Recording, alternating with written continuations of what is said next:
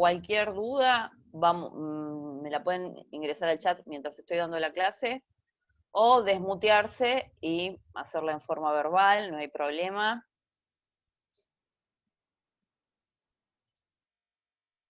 Para mí es importante que se saquen las dudas en las clases, y de haber dudas en esta clase, si quieren sacarse las dudas en la siguiente clase, no hay ningún tipo de inconveniente, ¿ok?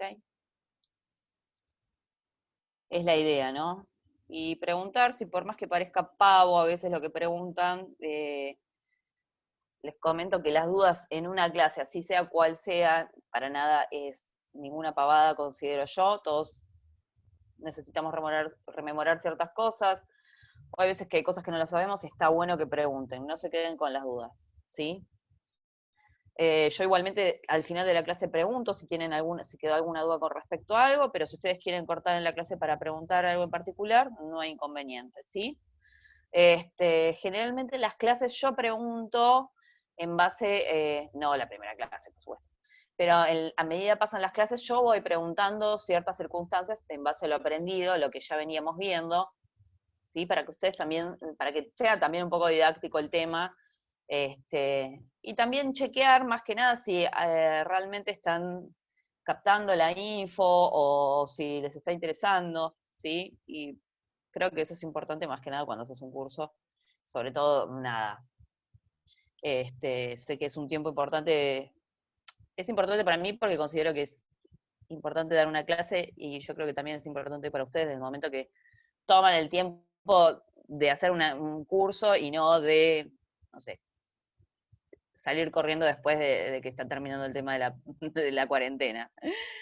Así que bueno, vamos a empezar con las propiedades de los rayos X. Cuando trabajamos con rayos X en general, no sé si todos están trabajando con rayos X en la actualidad, después me gustaría saber de qué está trabajando cada uno, y si no está trabajando, más o menos, si tienen idea, porque estas son cuestiones más que nada básicas de cualquier equipo de rayos en general, ¿no? Cuando hablamos de rayos X, hay que tener en cuenta que no solamente estamos hablando de una radiación en sí, sino de todo lo que puede llegar a provocar o generar, ¿ok? No solamente en nosotros, sino también en los pacientes que son atendidos, así que esto es bueno tenerlo en cuenta. Cuando hablamos de rayos X, hablamos de ondas electromagnéticas que son ionizantes, ionizan átomos, tienen longitud de onda entre 0,01 y 10 nanómetros, ionizan ciertos gases y tejidos, interactúan con la materia, viajan en línea recta. Esperen que se prendió algo acá.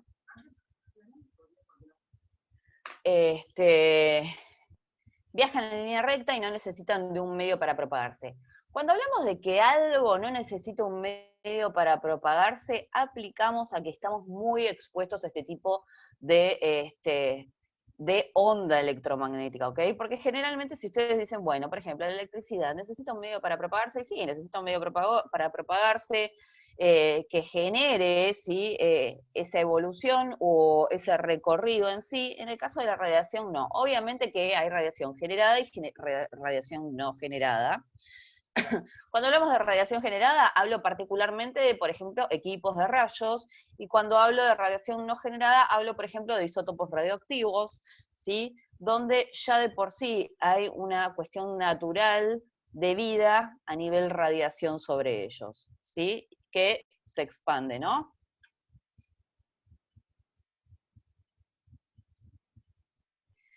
Por lo general tenemos varios tipos de radiaciones. Acá, por ejemplo, tenemos la alfa, la beta y la gamma. Estamos hablando de la alfa como una de las radiaciones mucho más leves en lo que es el traspaso, ¿sí? De ciertos materiales, en donde simplemente con una hoja de papel podemos detenerla, y la hoja de papel también puede ser piel, ¿ok? Y con respecto a las betas ya hablamos de un poquito más, ¿sí? De longitud de onda, donde ya un papel o la piel no la frena, o sea que estaría ingresando más internamente a lo que pertenece a nivel corporal. No llegaría a atravesar un hueso, ¿sí? Pero sí estaría ingresando allá a través de la piel, por debajo de la dermis. Por otro lado tenemos la alfa, y estamos hablando ya de longitudes de onda mucho más altas, donde el traspaso ya es la piel, el papel, la delgada línea, la delgada lámina de madera, ¿sí? Entonces ya estamos hablando de cuestiones que orgánicamente pueden llegar a contribuir a una especie de desarrollo a nivel orgánico, ¿sí? Porque cuando estamos hablando de radiaciones no estamos hablando particularmente de algo que no genera nada a nivel orgánico, sino estamos hablando de que generan cuestiones, que ahora vamos a ver más adelante, ¿sí? Por eso es tan importante el cuidado en general con el nivel corporal mientras nosotros realizamos cualquier tipo de estudio. Con respecto a las gamas, recorren cientos de metros de aire, o sea, estamos hablando de largas longitudes, como dije antes, son detenidas por una pared gruesa de plomo o cemento. Las gamas son muy parecidas a los rayos X en este aspecto, ¿sí? Por ende, nosotros tenemos que tratar de entender, ¿sí?, que nuestro ámbito laboral tiene que tener ciertas restricciones con respecto a estas radiaciones, ¿sí? Y de última, tenerla en cuenta para más resguardo nuestro, si es que no contamos con esa pared de hormigón, ¿sí? Bueno, acá están los rayos X y las gamas a la misma altura de traspaso, ¿ok? Y lo que traspasa todo aquello son los neutrones, que no son utilizados particularmente en nuestra profesión en la actualidad, y estamos hablando de que la detención de estos ya sería una pared de concreto de alrededor de 30 centímetros de ancho. Interacción con la materia. Cuando la radiación interactúa con la materia producen diferentes efectos. Fotoeléctrico a bajas energías, Compton a medianas energías y creaciones de pares a altas energías. ¿Alguien recuerda alguno de estos, de estas interacciones?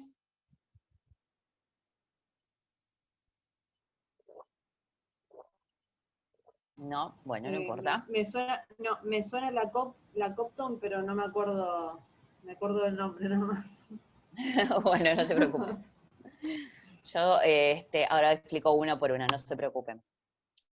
Para ir chequeando si recuerdan algunas cosas en sí. Bien, cuando hablamos del fotoeléctrico vamos a estar hablando de bajas energías. Entonces, nosotros acá tenemos el dibujo particular de un átomo. Esto representaría átomo de cualquier cosa, pero imagínenlo más que nada para lo que es nuestro cuerpo en sí, ¿sí? O para algo en particular a nivel orgánico. La interacción con la materia que tiene el efecto fotoeléctrico es la absorción total del fotón que incide, ¿sí? Y la emisión de rayos X es característico. Acá vemos el átomo, ¿sí? El ingreso, alguien se desmutió, ¿me quiere decir algo? Ah, entonces, ingresa el rayo X, ¿sí? Ingresa a lo que sería el átomo. Generalmente cuando estamos hablando del efecto fotoeléctrico estamos hablando de que la radiación no ingresa muy internamente a lo que serían las órbitas de este átomo, ¿sí? Generalmente son mucho más externas. Acá tenemos el núcleo y acá tenemos las distintas órbitas del átomo. Ingresa la radiación, un electrón es expulsado, ¿sí? Y queda absorbida esta radiación, ¿ok? No es que sale hacia algún lado en especial, sino que queda detenida o retenida ahí, ¿ok?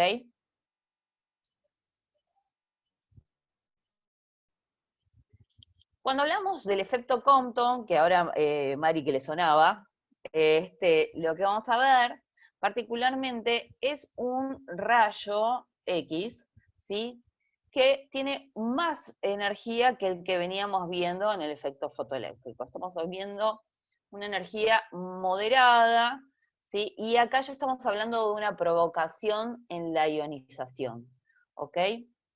Acá ya sí se provoca ionización. Por lo pronto, luego del impacto, cambia la longitud de onda, o sea, a lo que veníamos viendo antes, el fotón de rayos X ingresaba, expulsaba un electrón a no sabemos dónde, pero desde el átomo no salía nada, quedaba todo ahí, se terminaba la situación ahí. En cambio, cuando estamos hablando del efecto Compton, entra una radiación X, ¿sí? Con una velocidad y una potencia de 100 kiloelectronvolts o 10 megaelectronvolts, va a hacer lo mismo que en el fotoeléctrico, va a desplazar un electrón, ¿sí? Este electrón va a ser expulsado, pero esta longitud de onda que venía teniendo en un principio pasa a ser más leve, ¿sí? O sea que la radiación que ingresa por el principio, por el rayo X inicial, va a ser como más enlentecida, por ende no va a tener la misma cantidad de kiloelectronvolts o megaelectronvolts. ¿Se entiende esto? Pero acá sí se está generando una especie de radiación extra. ¿Por qué no está quedando retenida acá? ¿Ok? Es la misma que ingresa, nada más que es como ustedes, cuando van corriendo, se tropiezan con algo, medio que mirá para todos lados, te levantás, seguís, pero empezás a caminar, a correr despacito, ¿sí? Como para disimularla, bueno, más o menos pasa lo mismo acá. Ingresa la radiación con cierta cantidad de longitud de onda, expulsa el electrón con el que se tropieza, y este hace que se enlentezca la situación, por ende no va a tener la misma longitud de onda que en un inicio. ¿Ok? Así se logra que este átomo quede ionizado. ¿Por qué? Porque va a quedar desestabilizado a partir de que se arroja el electrón volts hacia más allá. ¿Sí? Interacción con la materia.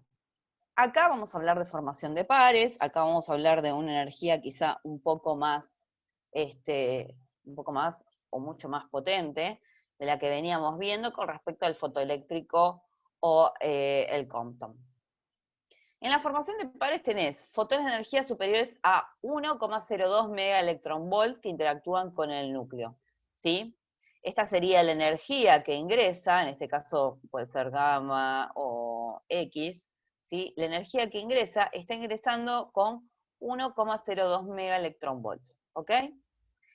En este caso, ¿sí? Nosotros veíamos que una energía expulsaba un electrón, ¿ok? En este caso se crean dos electrones con cargas eléctricas opuestas, o sea, se va a generar un electrón con carga, el electrón tiene carga negativa, y un positrón en proceso de aniquilación, convirtiéndose en dos fotones de energía de 0,51 megaelectronvolts cada una.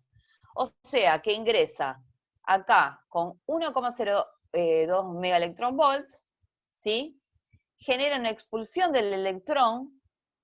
En base a esa expulsión se generan dos cargas diferentes, electrón y positrón, dos energías diferentes, ¿sí? Y esta, que es la inicial, que es de 1,02, pasa a dividirse en dos, o sea, 0,51 megaelectronvolts, o en este caso, como dice acá, kiloelectronvolts, ¿ok? Entonces, la energía que ingresa simplemente va a ingresar mucho más internamente en lo que son las órbitas del átomo, ¿sí? Y en vez de enlentecerse al salir, lo que va a hacer es generar dos energías, o sea, la energía inicial se divide a la mitad. ¿Ok? No hay pérdida, como vimos en el Compton, no hay enlentecimiento o baja energía a la inicial, sino que simplemente en este caso se divide. ¿Ok? Tanto se divide en dos fotones, ¿sí? Que si los sumás, ¿sí? O multiplicas alguno de ellos por 2, te va a dar el valor del inicial. ¿Ok? ¿Esto se entendió? Pero bueno, a ver, esto particularmente es importante más que nada para entender con qué energías estamos trabajando nosotros. ¿Cuánto dañan según con lo que yo esté trabajando? Vamos a la parte de radiobiología, y es el estudio de los efectos de las radiaciones ionizantes en los tejidos biológicos, que es más o menos lo que veníamos viendo recién. Su objeto es la investigación de la radiación, de la relación dosis-respuesta. O sea que la radiobiología lo que me va a determinar más o menos no, así tal cual, es la valoración de la dosis y la respuesta en base al tejido, obviamente que esté expuesto, ¿sí? En base a esa dosis. Dosis y unidades de radiación. Cuando hablamos de dosis y unidades de radiación, hablamos de dosis de exposición y dosis absorbida, ¿sí? Esto está dentro de lo que sería la radiobiología en general. Las dosis de exposición son ionizaciones producidas en el aire y se mide por coulombs sobre kilogramos o Roentgen. Acá estamos teniendo una medida ya dividida sobre lo que sería lo que pesa esa materia o ese sistema orgánico que se está exponiendo a una dosis. Y la dosis absorbida es la energía absorbida por unidad de masa y su unidad es el Gray.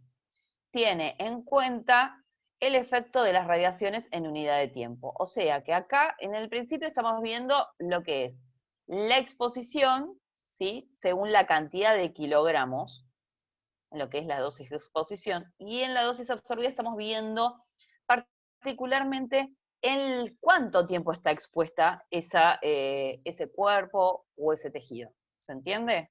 Esa es la diferencia entre uno y otro. El primero estaría chequeando lo que es a nivel kilogramo, porque no es lo mismo irradiar hacer rayos X convencional. ¿Han hecho en algún momento? ¿Por práctica o algo? Sí. Sí. Bueno, entonces, en base a ese conocimiento, no es lo mismo sacar un abdomen en un paciente obeso que sacar en un paciente que es acorde dentro a su peso y estatura, ¿ok?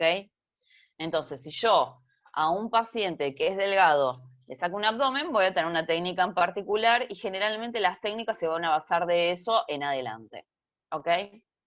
Ahora, si a una persona obesa yo le hago un abdomen, lo más seguro es que si le pongo la misma cantidad de kilovoltaje y miliamperaje, ¿sí? No llegue a darme la imagen que necesito porque este no lo va a traspasar. Y ahí estaríamos hablando más que nada de la dosis de exposición. Según el kilogramo de esa persona, no puedo exponer la misma cantidad de radiación que al anterior que era más delgado. ¿Se entiende?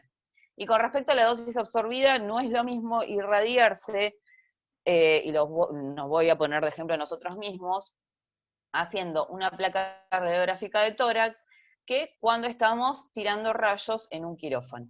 Porque tirar rayos en un quirófano, vos capaz que decís, bueno, en una placa de tórax te irradias, bueno, fue un momento y ya está. Pero cuando vos estás en un quirófano, lo más seguro es que estés parado tirando radiación todo el tiempo y lamentablemente el tiempo al que estás expuesto es mucho. Esto también hay que tenerlo en cuenta medianamente en el momento de las cuestiones laborales en sí. No es lo mismo trabajar en un lugar que en otro. No es lo mismo trabajar en quirófano que en rayos X convencional, no es lo mismo trabajar en hemodinamia que en mamo, ¿ok? Porque las exposiciones en el tiempo son más riesgosas en ciertos lugares. Dosis y unidades de radiación. Cuando hablamos de dosis efectiva, depende del tipo de radiación y la sensibilidad del tejido sobre el cual actúe. Su unidad es el Sievert, ¿sí? Y se calcula la dosis absorbida, ¿sí? Que es igual a Q, que es el factor de ponderación según el tipo de radiación recibida, y WT, que sería el factor del peso o tejido, ¿ok? En el caso de lo que es el factor de peso y tejido, ahí vamos a colocar lo que sería el peso particularmente o tejido que estamos a punto de radiar. Para yo tener el factor de ponderación me tengo que basar en la radiación que yo estoy ejerciendo sobre ese tejido. En este caso serían rayos X con el valor de 1, ¿sí? Protones con el valor de 10 y partículas alfa con el valor de 20, ¿ok? No vamos a hablar de alfa y beta porque estamos hablando de valores ya completamente diferentes en lo que se basa el daño de un tejido en sí. Por eso usamos partículas alfa, rayos X y protones. Entonces, la dosis absorbida es igual al factor, que en este caso serían rayos X, protones o partículas alfa, y el factor de peso o tejido, ¿ok? Que podría ser, no sé, desde una mano hasta un pollo, ¿ok?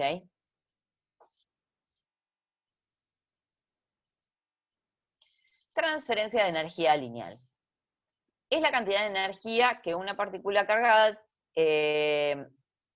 interactúa con la materia por unidad de longitud, a medida que la atraviesa.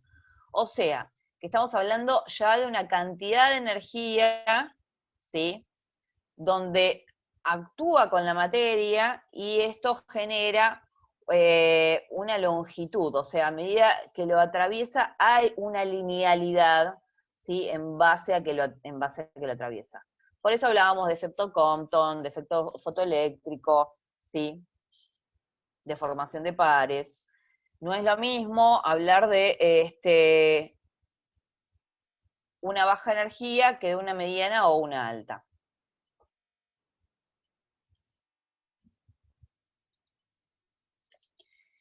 Cuando hablamos de LED, esta medida indica la capacidad que tienen las radiaciones ionizantes para producir efectos biológicos en los tejidos blandos. Acá es donde ya estamos hablando de un tejido en particular, en este caso sería blando, y está ejerciendo más que nada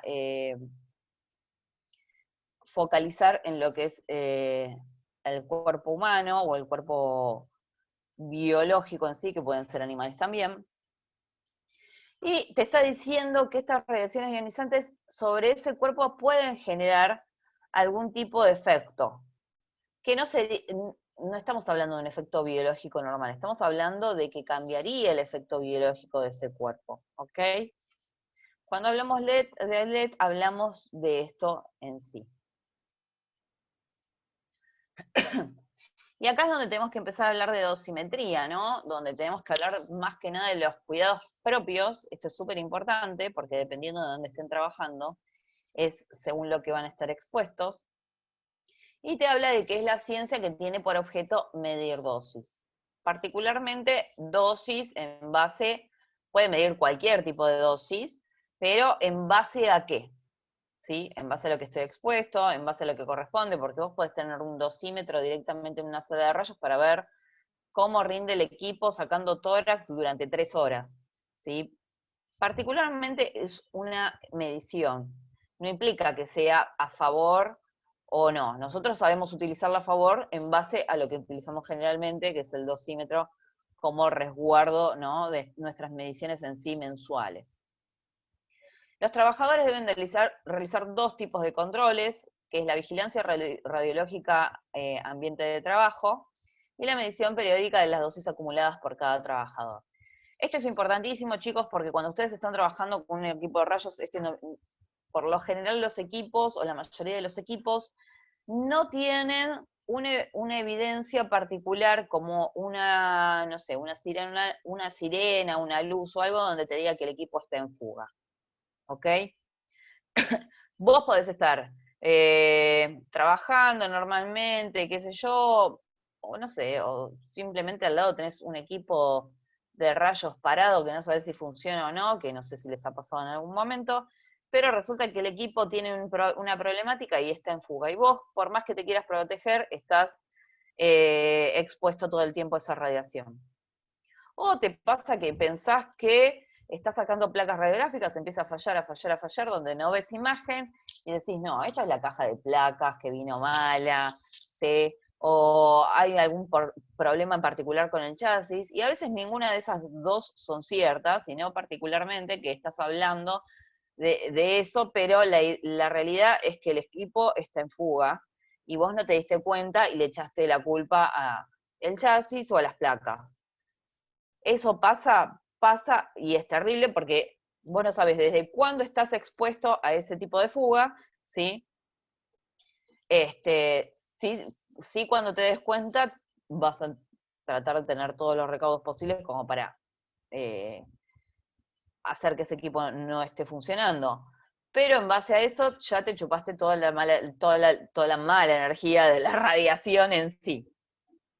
Entonces, nosotros vamos a tener que tener cuidado en particular con respecto al equipo, y sí, porque es con lo que trabajo, porque el día que vos estás de guardia o estás solo trabajando, lo más seguro es que si te pasa eso, va a depender particularmente de vos la vigilancia que tengas hacia lo que es el equipo en sí. Con respecto a las mediciones periódicas de las dosis acumuladas por cada trabajador, en general, nosotros los que trabajamos con rayos, el dosímetro nos lo da el lugar donde trabajamos, ¿sí? Y lo que se hace en general es, ellos contratan una empresa como RX Asesores, supongamos, donde ellos hacen el chequeo mensual y medición de cada uno de los técnicos por medio del dosímetro que lo midió durante un mes. Este dosímetro aplica a que no lo podés usar en otro lado que no sea tu lugar de trabajo, y no implica que si tenés dos laburos en lo que es la parte radiológica, lo puedas usar en uno o en otro. Simplemente cada dosímetro depende del lugar del quien te lo brinda, ¿sí? Porque si no vos estarías sumando una cantidad de radiación más allá de la normal, y esto te llevaría a que o estés en pausa durante un tiempo. Por eso corresponde que les den las vacaciones. Bueno, la insalubridad, aparte de las vacaciones, ¿sí? Donde nosotros nos resguardamos particularmente de la radiación del trabajo, porque en verdad estamos expuestos a radiaciones todo el tiempo, así que por eso también se pide que los dosímetros no se lleven a todos lados, o sea, no te lo cargues en la mochila o lo tengas encima todo el tiempo, porque estás expuesto a mucha radiación en el día en general. Entonces, esa medición de radiación va a ser inexacta con respecto a lo laboral.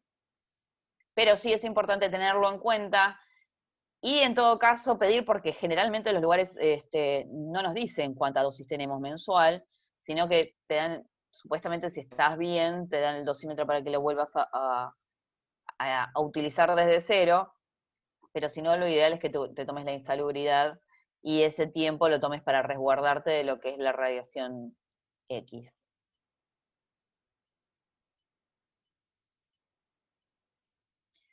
Con respecto a los dosímetros, estamos hablando de instrumentos o dispositivos que son los que me miden la equivalencia de ese mes. La dosis absorbida o la de exposición personal acumulada en un periodo de tiempo. Generalmente acá en Argentina es durante un mes. Hay dosímetros que, como yo les decía, los dosímetros miden, pero pueden medirnos a nosotros como nosotros lo utilizamos para una cuestión de resguardo, o pueden haber dosímetros ambientales.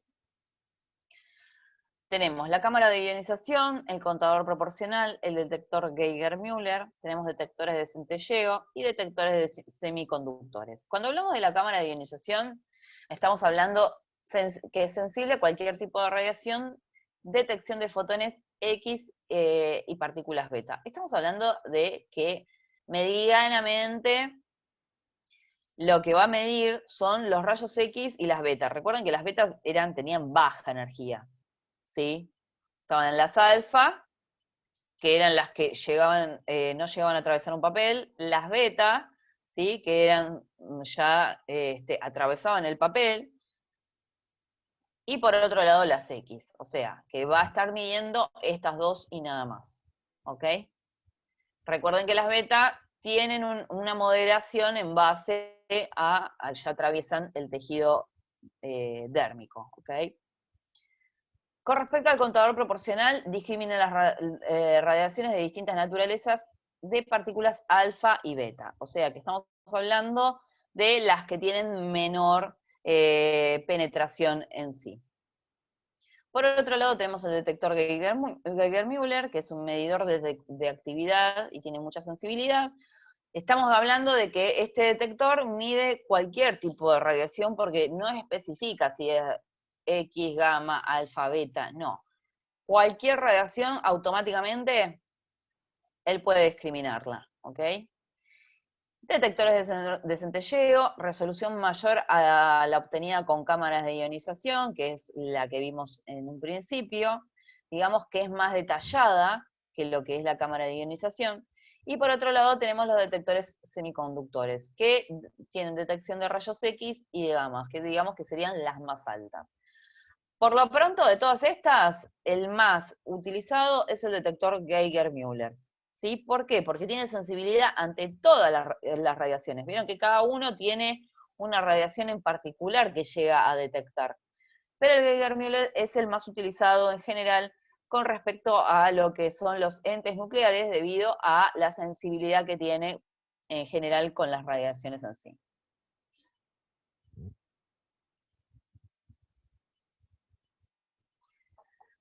Vamos a hablar de tipos de dosímetros personales.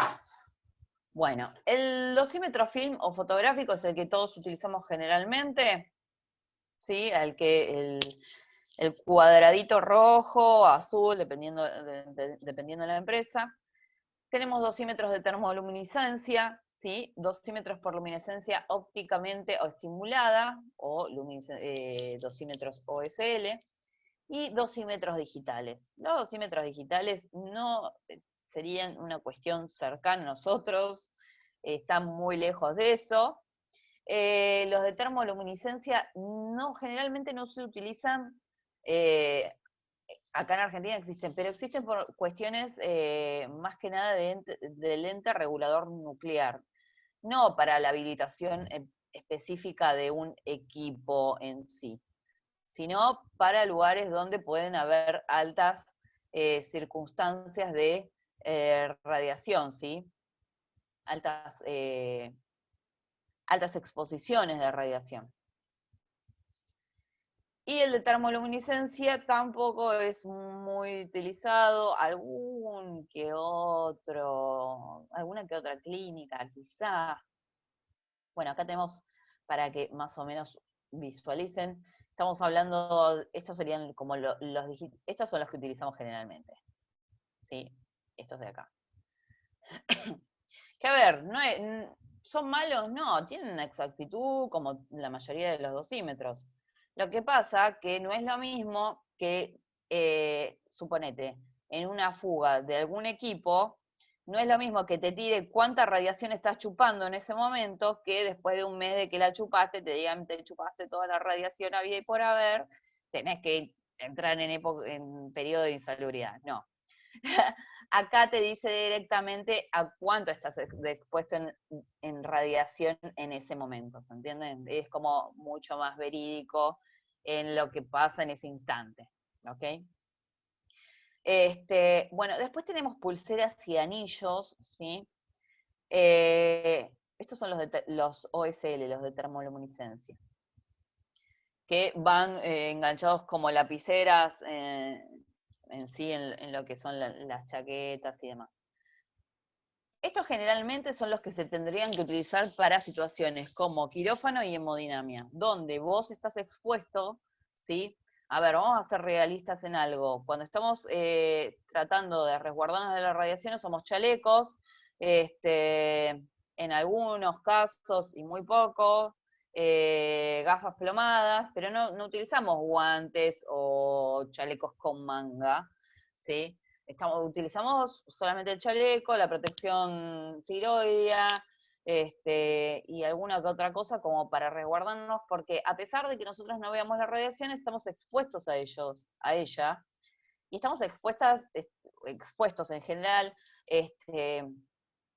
a cuestiones bastante dañinas. O sea, no lo vemos, pero esto está, ¿ok? Bueno, y estos nos van a tirar en forma mensual. ¿Qué cantidad chupamos de radiación? Estos en forma directa y en forma instantánea en el momento, y estos también son chequeados particularmente mensualmente, y los deberían de utilizar gente que trabaje en hemodinamia o con isótopos radiactivos, o particularmente con la parte de quirófano, ¿sí? Los de termoluminiscencia, son usados a veces, no en muchos lados, para lo que es medicina nuclear o centellograma. Cuando el LED de las radiaciones incrementa, aumenta la capacidad de producirse daño biológico. O sea, ya estamos hablando de cuestiones que nos van a desestabilizar orgánicamente, ¿sí? Este efecto relativo se conoce con el nombre de efectividad biológica relativa, o sea, EBR. Hay una efectividad biológica, o sea, a nivel corporal, a nivel tejido y demás, ¿sí? Y relativa. ¿Por qué relativa? Porque es relativamente en base a la radiación, a cuánto estuviste expuesto, a cuánto, porque no es lo mismo estar expuesto a una radiación alfa que estar expuesto a una radiación gamma, ¿sí? Por eso EBR es relativo y es relativo también según el organismo de cada uno, ¿ok? Hay gente que está más propensa a enfermedades y demás, y hay gente que quizás es más fuerte en esa exposición, ¿ok?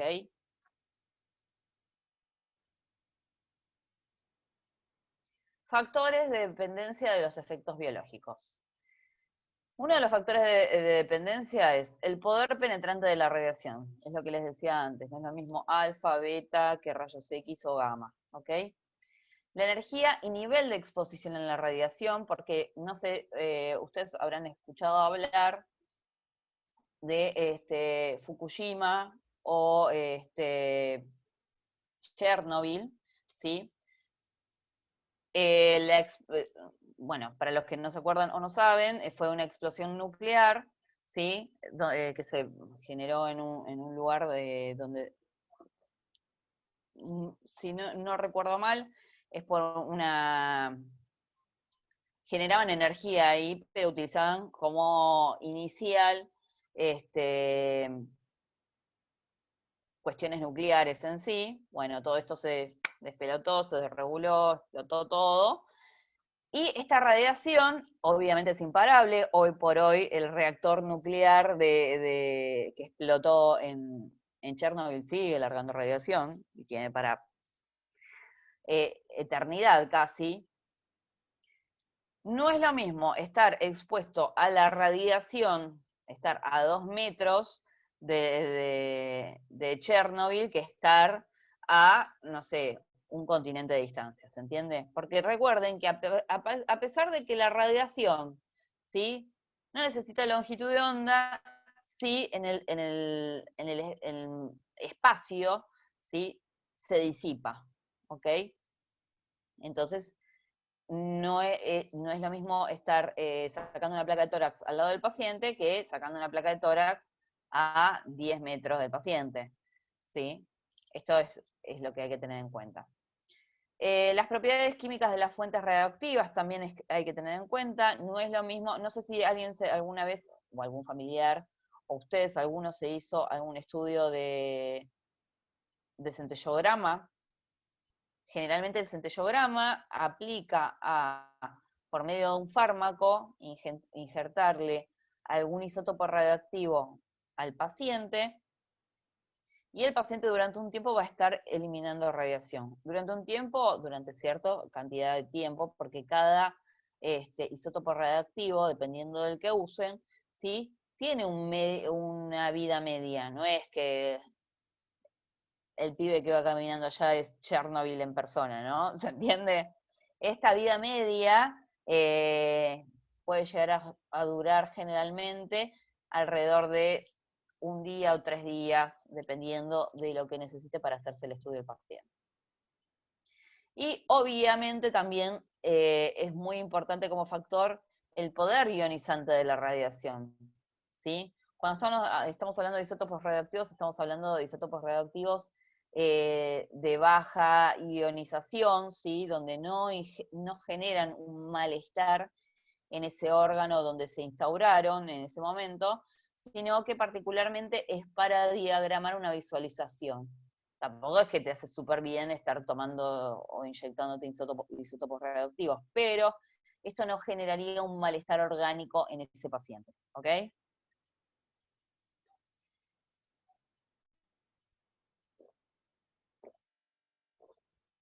Con respecto a los efectos biológicos, podemos hablar de carcinogénesis, que es exceso de muerte por cáncer.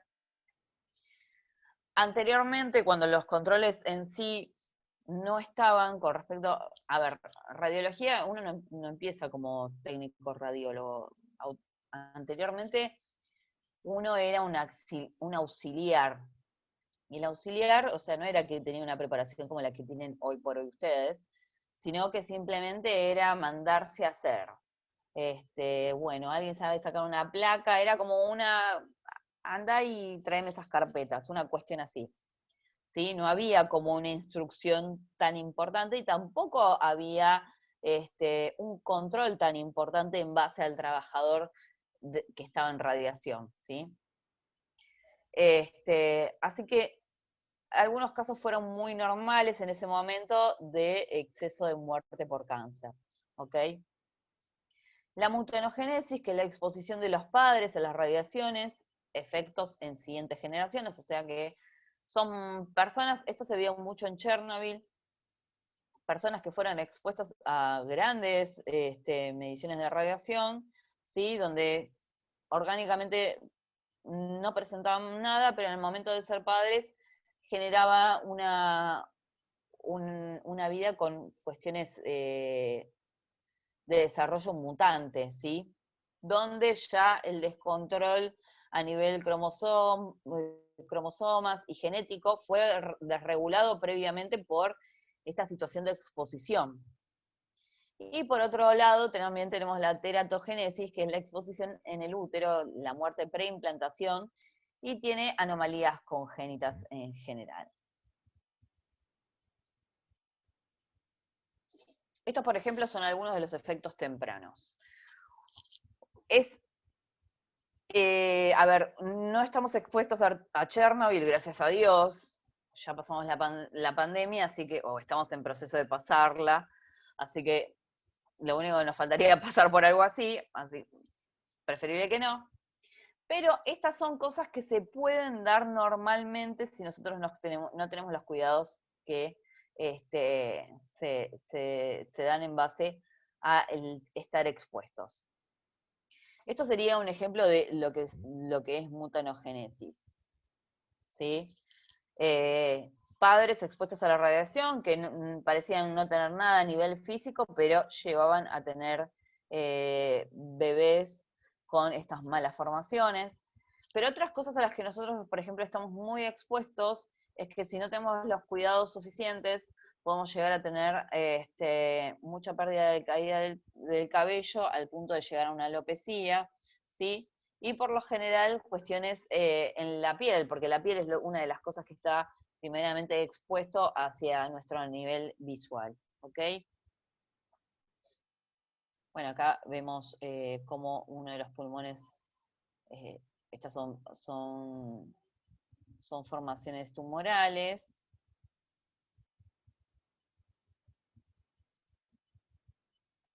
Y por otro lado tenemos los efectos estocásticos y determinísticos.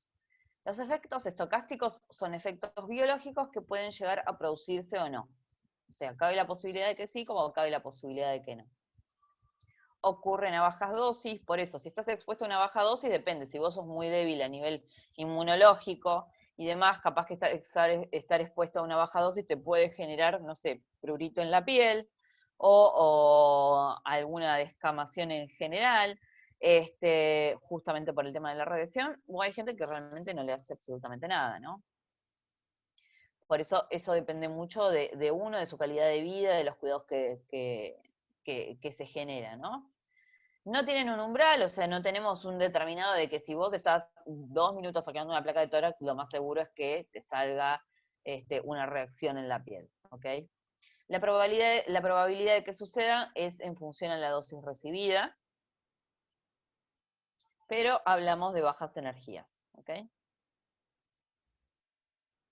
Los efectos tardíos. Esto es muy normal y más que nada cuando cuando estamos expuestos a las radiaciones altas como la de hemodinamia. No sé si alguien hizo hemodinamia alguna vez o hizo quirófano alguna vez, pero en hemodinamia estás en un arco en C al lado del paciente irradiándolo todo el tiempo porque la idea de eso es chequear particularmente cómo ponen un stent en la arteria del corazón, ¿sí? Y para tener una visual de eso en forma real, en tiempo real, todo el tiempo se está tirando rayos para ver si ingresa el stent, si fue bien colocado, si está ubicado como para generar la función que corresponde en base a la destapación de la arteria y demás. Los ojos son algo a lo que a lo que exponemos a todo en general, y obviamente cabe destacar que cuando estamos expuestos a mucho tiempo de radiación, son uno de los primeros factores, uno de los primeros órganos que terminen recibiendo en base a la radiación estas problemáticas como glaucoma y demás, y pérdida de visión. Por lo general la gente debería, ¿no? En los lugares de trabajo utilizar lentes plomados para que esto no pase con el tiempo, porque, o sea, si vos trabajas de eso, vas a estar todos los días haciéndolo, esa es la realidad. Entonces, esto puede ayudar, el tema de usar una gafa plomada, evitar posibles problemáticas en base a la destrucción del tejido del ojo. Bueno, problemas de la piel, obviamente, ¿sí? Posible destrucción en sí de un órgano como lo es el pulmón. Efectos determinísticos y estocásticos. Los efectos determinísticos ocurren a altas dosis. Acá sí nosotros estamos hablando que es determinante. O sea, acá hay una medición de dosis a la que expuesto corres los riesgos seguros de que vas a tener tal y tal problemática, ¿ok? Tienen un umbral de 1 a 3 Sieverts. Los órganos más sensibles son la sangre y la médula ósea. Obviamente la sangre porque, si vamos al caso, la sangre es la que todo el tiempo está irrigando nuestro cuerpo, ¿sí? Y todo el tiempo corre, o sea, estás expuesto a radiación, vas a estar irradiando no solamente todo lo que nosotros vemos en general, sino que internamente también. Y ocurre en cada individuo recibiendo una dosis suficiente. O sea, una dosis que esté dentro de lo que sería el parámetro de 1 a 3 Sieverts.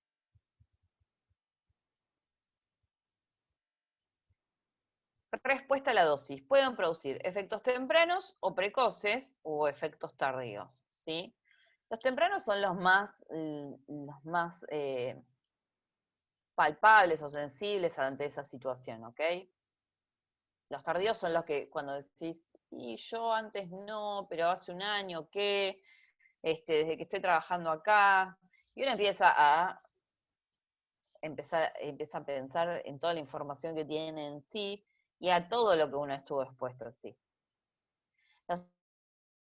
Los efectos estocásticos y probabilísticos son tardíos o a largo plazo, y los efectos determinísticos son agudos y a corto plazo. Con respecto a esto que hablábamos en un principio, es importante tener la idea de que la radiación es algo que no vemos y a veces consideramos que porque no lo vemos, no me está generando absolutamente nada, y en verdad sí te está generando. Por eso es importante que ustedes en los lugares de trabajo que estén puedan tener las herramientas para protegerse de la mejor forma posible, o en todo caso, si hay faltantes de ciertas herramientas, pedirlas para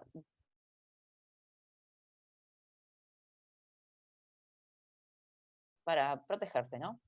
Infección aguda, hematológico, gastroduodenal, sistema nervioso central, daño tisular local. Obviamente piel es lo que más vamos a percibir porque es lo más sensible y lo que nos recubre en su totalidad. Las gónadas, extremidades, depresión hematológica y daño citogénico, que es un daño a nivel ya celular. Y los efectos tardíos pueden ser leucemia, cáncer óseo, cáncer de pulmón, cáncer de tiroides, cáncer de mama, lesión a nivel piel, gónadas, ojos, disminución de la vida media humana y lesiones genéticas. En general, muchas veces lo más normal es que hayan problemas tiroideos. No de llegar al cáncer, pero sí problemas tiroideos por el simple hecho de estar tan expuestos. De hecho, mucha gente que trabaja en rayos, más que nada mujeres, generalmente presentan anemias y no se sabe por qué es, pero en verdad es por una cuestión de la exposición en la radiación. De hecho, tengo una persona conocida que trabajaba en hemodinamia, ya hace unos años que se fue, Y este hombre, capaz que por el simple hecho, hemodinamia, lo que les decía, están al lado del paciente, trabajando con un arco en C, irradiando en forma constante. Los médicos no se dan cuenta a veces de qué cantidad a la cantidad de radiación que están expuestos. Pero los técnicos, conociendo, más o menos sí. Este hombre no tenía idea de la cantidad de radiación a la que se estaba exponiendo, y la realidad es que hasta el punto de decir casi que ni uso el chaleco, no tengo los cuidados que... Empezó con un prurito en la piel, empezó con un prurito en toda la piel, al punto de que, bueno, obviamente le dieron la insalubridad que le corresponde, la insalubridad le corresponde a ustedes todos los años, pero a él se las hicieron tomar particularmente por esa situación. Y en este proceso, obviamente, todo lo que tenía a nivel piel se fue complicando a medida que pasaba el tiempo, porque no es que fue una sola vez una exposición grande de radiación, sino que ya se le hacía habitual o costumbre para hacer rápido los estudios, para no sentirse pesado con el chaleco, aunque obviamente pesa un montón. Fue descuidándose de lo que sería la protección, y automáticamente hubo bastante problemas, y uno de ellos fue también a nivel tiroideo y a nivel hematológico. Obviamente que no estoy hablando de 2 o 3 estudios que hizo sin los cuidados necesarios, sino que estábamos hablando de exposiciones en forma constante, todos los días. Pero bueno, a veces estar medio incómodos implica que nos cuidemos más. Con respecto a las dosis de radiación DEXA central. Bueno, cuando estamos hablando de DEXA, si eso lo quieren anotar, buenísimo, porque todo lo anterior más que nada era para que sepan a lo que están expuestos y demás. No me va a interesar tanto en el examen, pero desde ahora acá en más sí. DEXA central, estamos hablando de un equipo de densitometría, ¿sí? Particularmente DEXA significa Dual X-Ray Absorptiometry, ¿sí?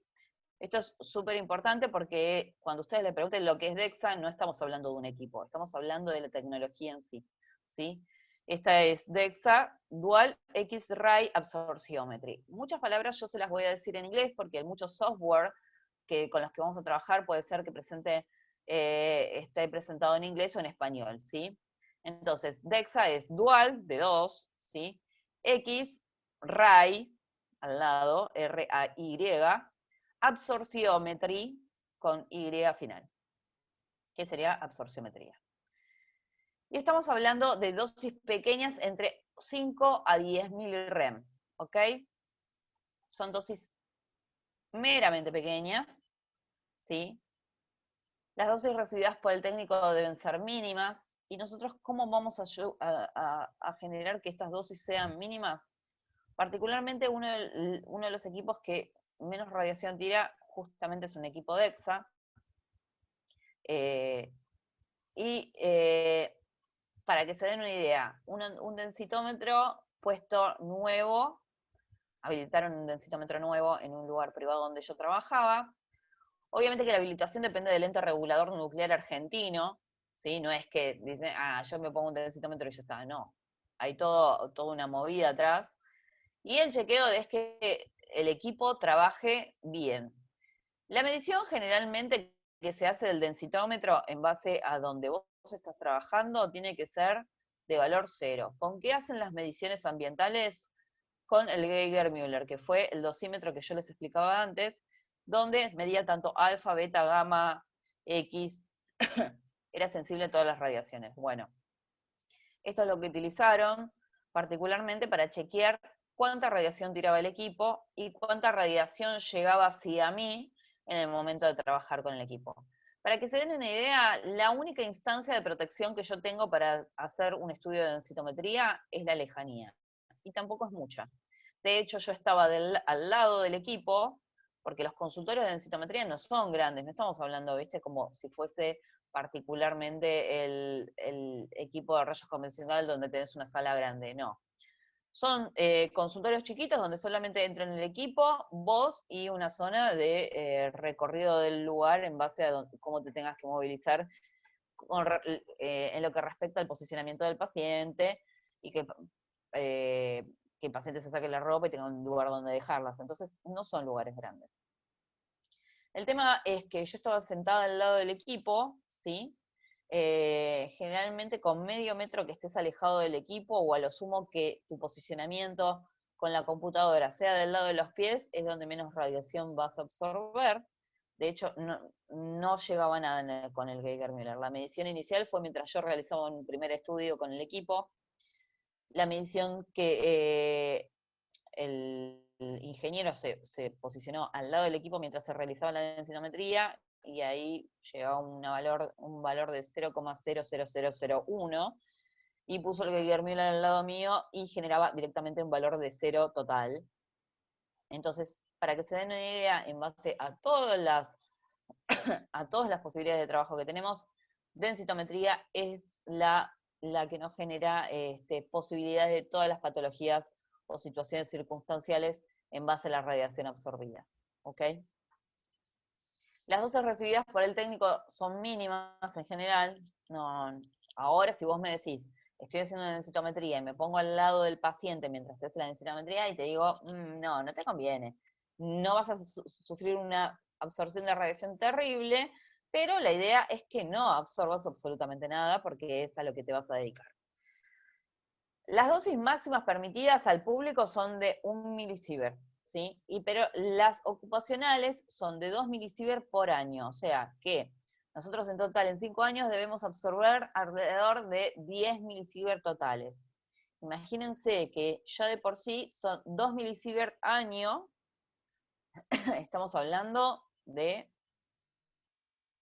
absolutamente casi nada.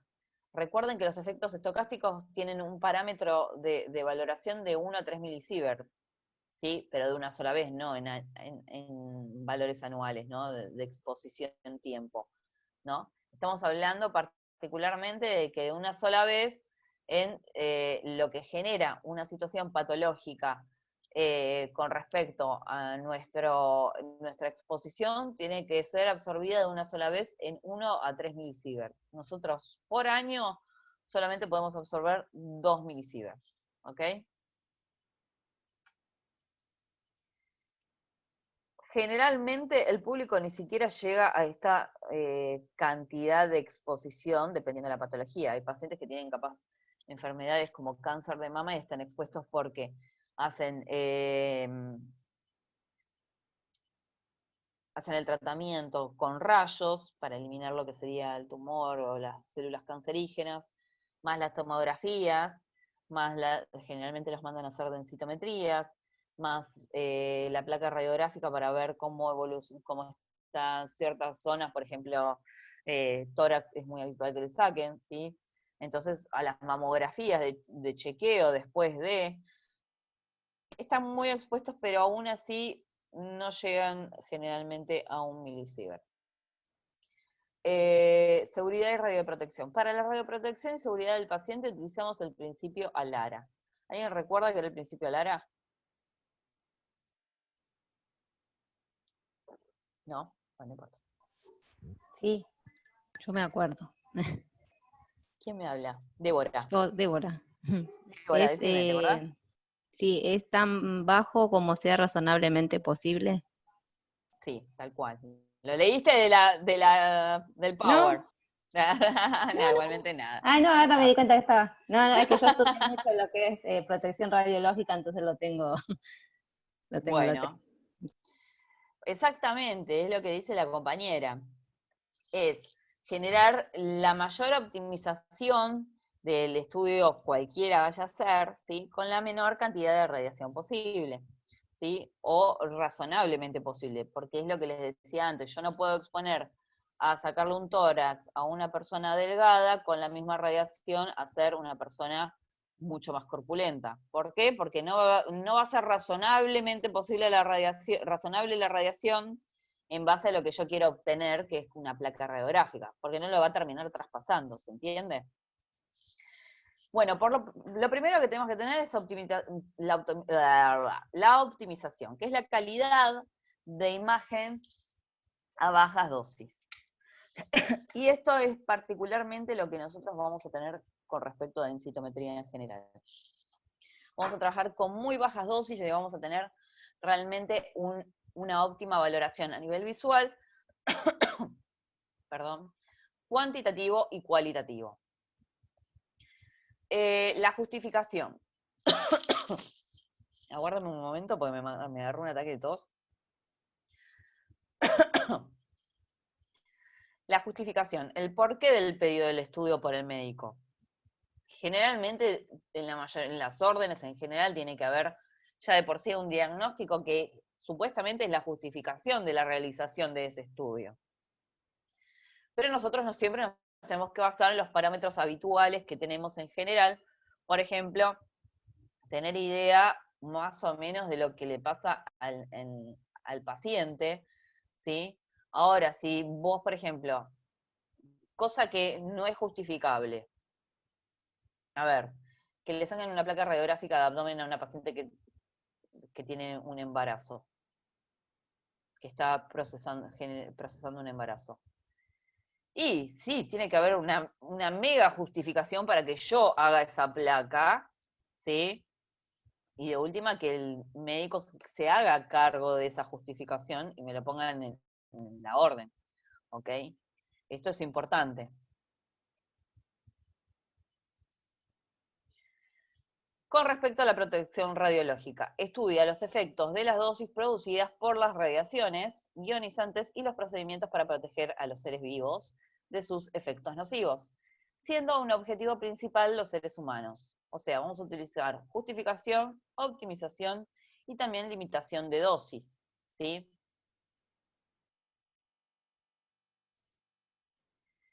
Justificación de la práctica. Toda acción recomendada por la protección radiológica siempre estará debidamente justificada, siendo la mejor de las opciones existentes, tanto para el individuo como para la sociedad en su conjunto.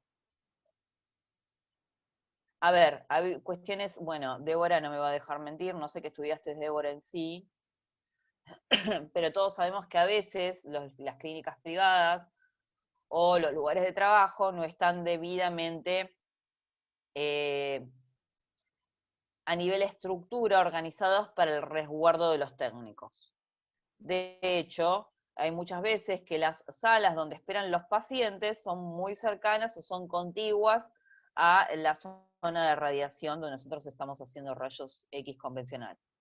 Bueno, por lo pronto, y eso es bueno, en general los entes reguladores nucleares lo que hacen es chequear estas instancias para habilitar el lugar donde está el equipo. A veces pasaba, en ciertos lugares pasaba, en otros lugares no pasaba. Lo bueno que tenemos en general en densitometría es que no tendríamos, o sea, sí, lo ideal es que todos los lugares que tienen rayos tengan, por ejemplo, paredes plomadas. En el caso de densitometría esto no estaría pasando, no tendríamos la problemática simplemente por una cuestión de sistema de resguardo, aunque no suceda que la radiación traspase la pared y esté generando radiación que pueda dañar al paciente que está esperando afuera, ¿se entiende? Porque son mucho más bajas las dosis con respecto a todo lo habitual que tenemos conocidos como equipos radiológicos. Optimización de la protección radiológica.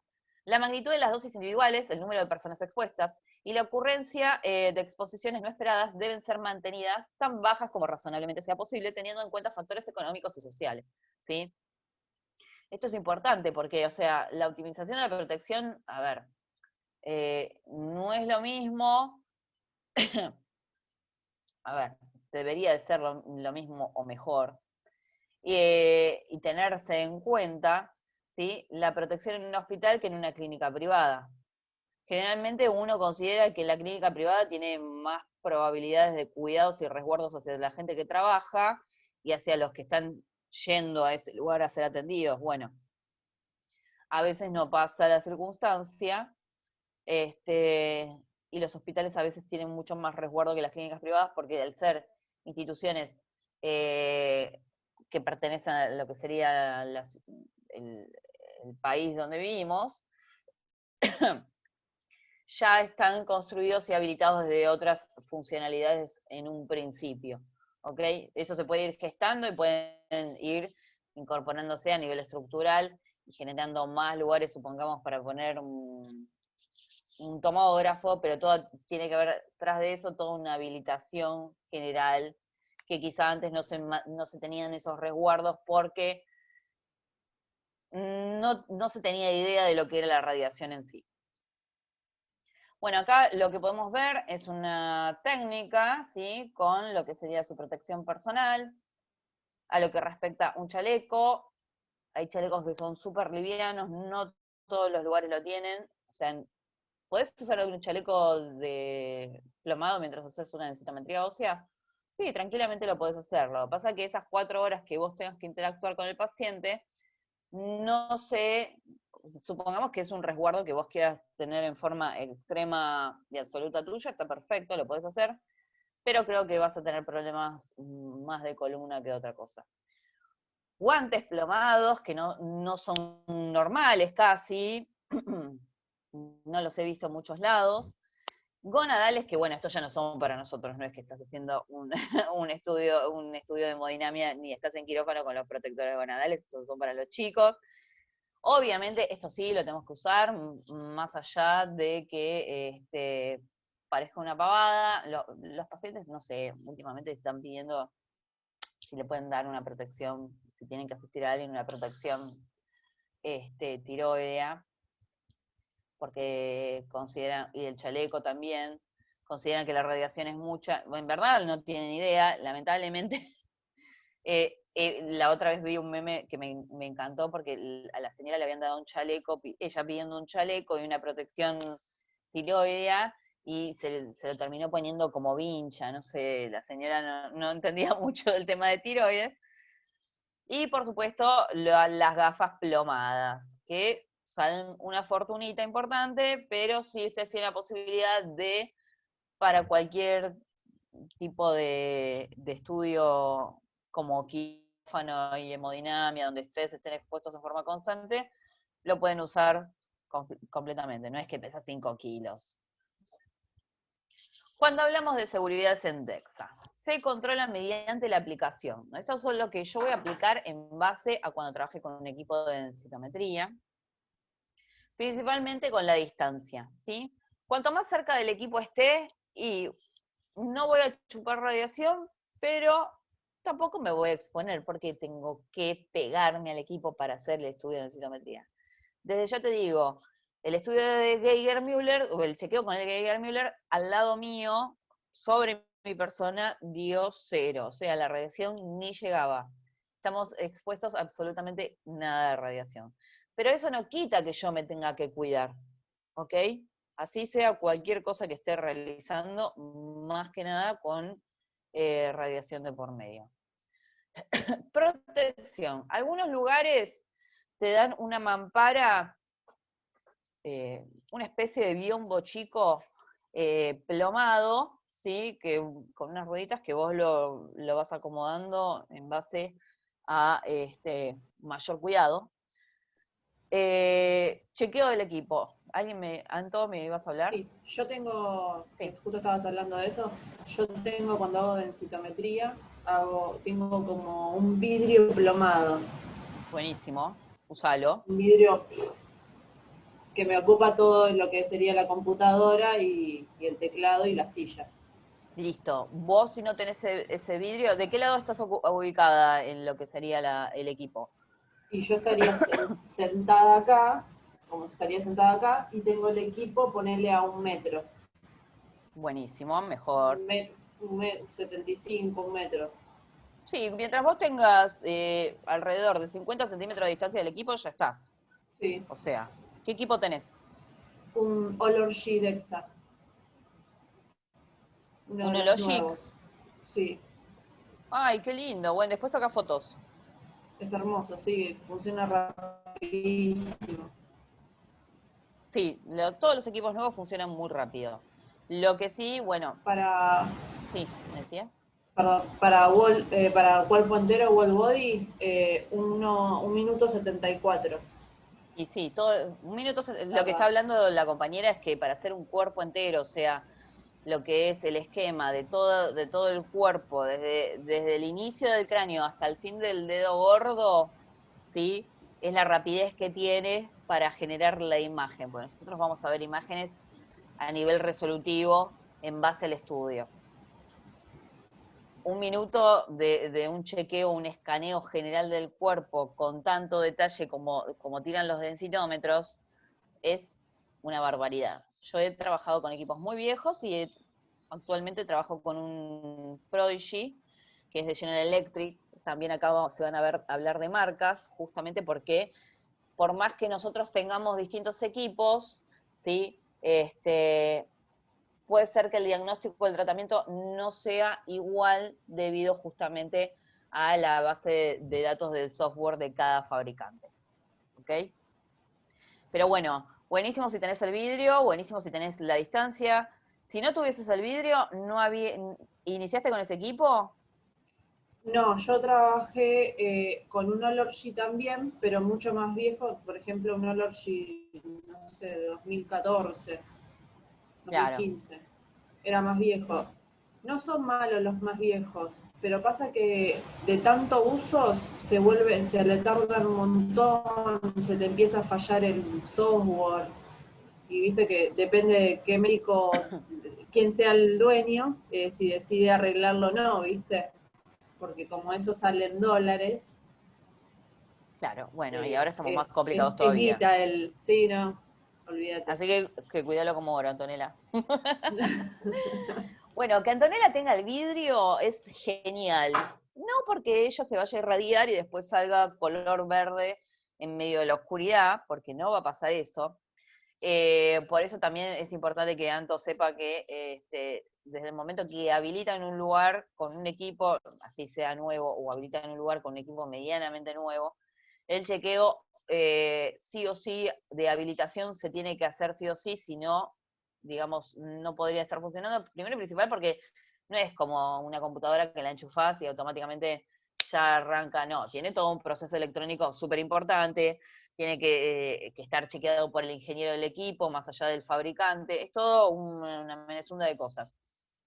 Pero bueno, ¿le va a hacer la diferencia a Anto el tema del vidrio o no? Y no, pero la verdad que si lo puede aplicar, de hecho, me parece genial. Cuanto más situaciones de protección hacia vos puedas tener, mejor. Y obviamente preguntar si existe la posibilidad de embarazo con respecto a lo que es el paciente. Eso es importante en cualquier estudio que lleguemos a hacer. Si el paciente tiene embarazo, ahora vamos, después más adelante se van a dar cuenta por qué, y el médico pide que se le haga una densitometría porque ya superó, está a los 5 meses y está habilitada, bueno, mientras que esté en la justificación en la orden y firmada con el sello y todo, vamos para adelante. Mientras tanto, no, chicas. ¿Por qué? Porque obviamente, así como me pongo el resguardo de la radiación, me tengo que poner el resguardo a nivel profesional también. ¿Ok? Controles de calidad DEXA. Controles de calidad de esta tecnología en sí. Con el escáner del equipo se controlan la exactitud y la precisión. Y también la calibración de lo que sería el equipo. Nosotros vamos a estar a cargo de esto, de la exactitud y la precisión y la calibración del equipo. ¿Sí? No es cuestión de que esto lo hace alguien más, el equipo lo prende y ya está, no. Son cuestiones en las cuales vamos a tener que estar al tanto de la situación. ¿Por qué? Porque en base a cómo funciona el equipo, ¿sí? También en base a cómo funcione yo, con respecto a los posicionamientos del paciente y demás, lo que vamos a lograr es que el paciente tenga un buen diagnóstico, por ende, un buen tratamiento. ¿Ok? Y la calibración del equipo depende particularmente de nosotros, o dependiendo de la marca misma del mismo equipo. Sí, ¿alguien me quiere hablar? Hola, buenas tardes. Mi nombre es Claudia Rodríguez. Sí, recién pude conectarme, así que bueno, les pido disculpas por la demora, No pasa nada, pero me Claudia, costó tranqui. conectarme. No pasa nada. Bueno, gracias. Igualmente, Claudia, quédate tranquila que lo que va a hacer Damián después, sube la clase al grupo que tiene Atro, así que van a poder ver la clase, y si tenés dudas al respecto, las podemos resolver en la próxima clase. Así que, relaja. Con respecto Muchas gracias. No, de nada. Con respecto al paciente, tenemos que tener en cuenta que no tenga artefactos, ¿sí? Artefactos son todas cuestiones que me puedan generar alguna visual de lo que no sea la estructura que yo necesito ver, o que me influyan en lo que es las características de esta zona que yo quiero ver. Obviamente también tenemos que tener en cuenta las deformidades del paciente, porque hay pacientes que sufren deformidades en las zonas que nosotros tenemos que explorar, y ahí también la idea de este curso es que ustedes tengan criterio propio, ¿sí? Para determinar si realmente ese estudio vale la pena o no, y poder tener una interacción con el médico o quien esté a cargo de la situación en sí. Hay una realidad, vamos a ser concretos en esto, y los que trabajan en clínica o en algún lado lo saben. Lamentablemente la salud, estamos hablando de que es una cuestión también de negocios, entonces muchas veces los médicos piden cosas a los pacientes que capaz que son imposibles de hacer, o no sirve hacérselas, y lo que pasa es que capaz que vos estás exponiendo, y ahí vamos con el tema que capaz que le compete más a Débora, el tema de la protección no solamente hacia mí, sino hacia el otro, ¿sí? Con el principio Alara, ¿ok? Entonces, capaz que le vas a tener, y la realidad es que capaz que le vas a tener que hacer el estudio simplemente porque estás ahí, porque está laburando, pero no correspondería, y en lo posible tratar de ver y evaluar o generar, digamos, un punto donde le sirva no solamente al paciente el resultado, ¿sí? Sino a vos como profesional, que realmente vean que que no sos un tocabotón, que entendés lo que estás haciendo, ¿se entiende? Por otro lado, la cooperación del paciente es súper importante, y esto es lo que vas a generar vos, porque a diferencia de otros estudios, tenés un tiempo un poco más alargado con el paciente que generalmente cuando le sacas una placa. Tenés más diálogo, o por lo menos es lo que recomiendo yo, más que nada cuando van a hacer densitometrías, tener más diálogo con el paciente, ¿sí? Para entender un poco más lo que le pasa, y entender también un poco más qué pasa ya de por sí en lo que es diagnóstico del paciente con respecto a lo que yo veo. Y obviamente la adquisición y el análisis. La adquisición de la imagen depende mucho de mí, depende particularmente de posicionar bien al paciente y demás, y por supuesto el análisis. Ustedes, aparte de adquirir la imagen, van a analizar esta imagen, ¿sí? Y justamente es lo que tienen que saber, es cómo analizar esta imagen para determinar un buen diagnóstico, ¿sí? Y que en base a ese diagnóstico el médico dé el tratamiento que corresponde. Hay una realidad hoy por hoy, no sé si a Anto le pasa o a alguien más que esté trabajando en general en otros lugares, pero los médicos a veces no tienen idea de lo que es una densitometría ósea, y dependen particularmente del informe de la página principal. Sí, me Y pasa. eso, Me pasa bueno, porque a veces que te piden cosas que no lo hace un densitómetro. exacto. Y la idea de acá, de este curso en particular, que Anto yo creo que también te va a servir, es que vos puedas realmente, una vez habiendo hecho el estudio, habiendo adquirido la imagen, habiendo analizado la imagen, saber el diagnóstico de ese paciente, que vas a tener que tener en cuenta, porque a veces los médicos, si pierden la hoja de informes de adelante, que es la que, digamos, detalla todo lo que figura en la densitometría, entre paréntesis, hay cuestiones que no las tienen en cuenta, y las valoraciones que están diagnosticando, lamentablemente le están ejerciendo sobre ellas un tratamiento que no corresponde. Entonces, esta también es la idea de la cursada. Que ustedes puedan diagnosticar, no que digan, señora, usted tiene osteoporosis, vaya y cómase 1 kilo de queso, no.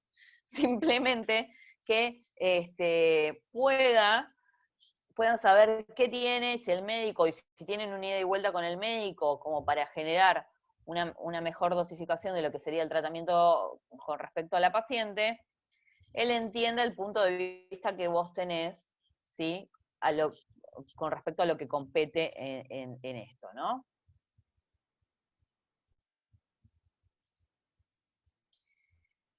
Bueno, hay un método de calibración. Estos métodos de calibración aplican, que yo los tengo que tener en cuenta porque si yo no tengo los cuidados que corresponden con el equipo, lo más seguro es que este equipo no esté generando las valoraciones correspondientes en base a los estudios que yo hago, ¿ok? El equipo funciona mal, vos podés hacer estudio y qué sé yo, pero la valoración que te está dando de ciertas zonas no es la que corresponde. ¿Por qué? Porque el equipo está con un funcionamiento, no sé, supongamos descalibrado. Si yo a los equipos de densitometría, por lo general, en general la calibración del equipo de densitometría es todos los días, pero si no la haces durante un mes, lo más seguro es que la descalibración aplique que el diagnóstico, más allá de que vos hayas adquirido bien la imagen y la hayas analizado, lo más seguro es que la valoración no corresponda a lo que debería si el equipo estuviese calibrado. Por lo pronto hay métodos de calibración que son internos y continuos, ¿sí? Y hay otros que no. Por ejemplo, el requerido con suministración oscilatoria pertenece al escáner Hologic, ¿sí? Que es el que tiene Anto. ¿Ok? Ella trabaja con Hologic, estamos hablando particularmente de la marca de su equipo. ¿Ok? Puede ser Hologic Space, Hologic cualquier cosa, pero la marca es Hologic. ¿Ok? Y particularmente tiene este sistema de calibración. Mientras el paciente está siendo escaneado, los rayos X pasan por un filtro de calibración, o sea que automáticamente genera esa calibración. El filtro contiene equivalente de hueso, tejido y aire, que es lo que vamos a chequear nosotros en general, y la calibración es punto por punto, dependiendo particularmente del equipo. Los equipos más viejos generalmente eran punto por punto, o haz de lápiz también llamados, no solo para Hologic, sino para los otros fabricantes. Esto es importante que tengan en cuenta que hay como fabricantes Hologic, Lunar, de General Electric actualmente, y por otro lado el Norland. Estos tres equipos son los que actualmente se utiliza mucho el Lunar, y piden muchos Lunar.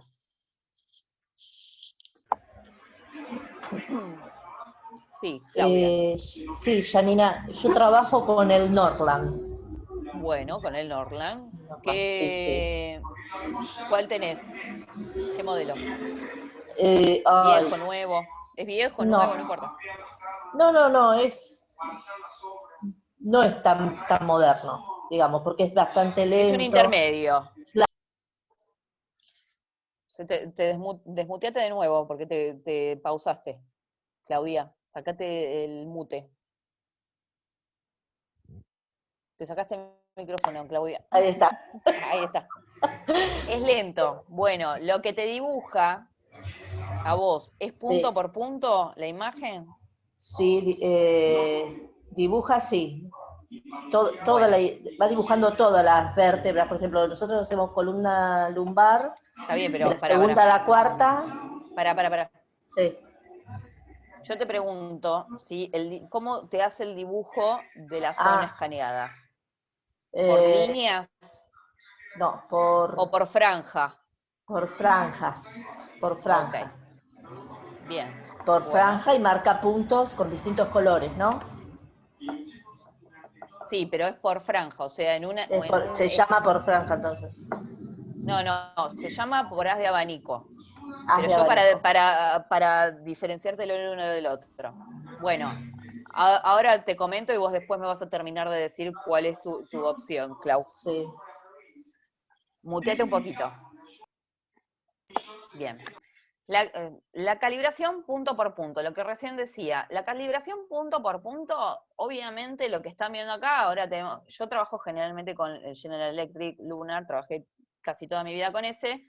Bueno, tenemos a Anto que trabaja con el Logic, a Claudia que trabaja con Norland. Son distintos fabricantes, tienen el sistema DEXA, recuerden que es la tecnología, los tres tienen el sistema DEXA, los tres trabajan con Dual, con radiación dual y absorciometría. Pero al ser distintos fabricantes, también tienen distintas cosas, ¿ok? Y al ser distintos modelos, tienen distintas cosas. Entonces, ¿qué pasa? Claro, Anto tiene uno de los últimos que salió, buenísimo, ¿sí? Pero este que tiene Anto tiene una exploración de scan en el paciente que es a nivel haz de abanico, se llama. Que en vez de dibujarte una línea por línea, yo trabajé con modelos muy viejos, para que entiendan esto, trabajé con el primero que llegó a la Argentina, que era un Lunar, es el primer equipo que llegó a la Argentina de densitometría. Bueno, un Lunar haz de lápiz, ¿y qué significa que sea haz de lápiz? Que me dibuje punto por punto, o sea, una línea de píxeles por abajo, línea de píxeles así hasta completar el dibujo de la columna, ¿ok? Haz de abanico, ¿sí? Es este que en vez de hacerme una línea por línea dibujando, me va a tirar varias líneas o una franja, ¿sí? Donde directamente me dibuja toda una vértebra. En cambio, en el punto por punto o haz de lápiz, yo necesito chequear particularmente línea, y para dibujar una vértebra más o menos tiene que ser más o menos alrededor de 10 líneas. ¿Ok? Bueno, estos son los métodos de calibración, ¿sí? Particularmente de lo logic. Con métodos de calibración externa están el Lunar, que es el que yo manejo generalmente, de General Electric, y el Norland, que es el que tiene Claudia. ¿Sí? Estos tienen métodos de calibración donde yo soy muy partícipe de este método de calibración. ¿Sí? Se utiliza un fantoma de calibración, que yo voy a hacer, después vamos a verlo mucho más detenidamente esto, no hoy, otro día, porque hay una clase particular de esto, y se puede calibrar automáticamente de acuerdo al modelo, ¿ok? Yo voy a ser partícipe donde la computadora me pregunte cosas que le van pasando al equipo mientras genera la calibración, ¿ok? Y para los métodos de calibración externa, lo que necesito, a diferencia de lo logic, es herramientas externas, que yo soy las que las va a proporcionar, o sea, no, el equipo viene con las herramientas, sino que yo las voy a proporcionar en la colocación y demás, ¿ok?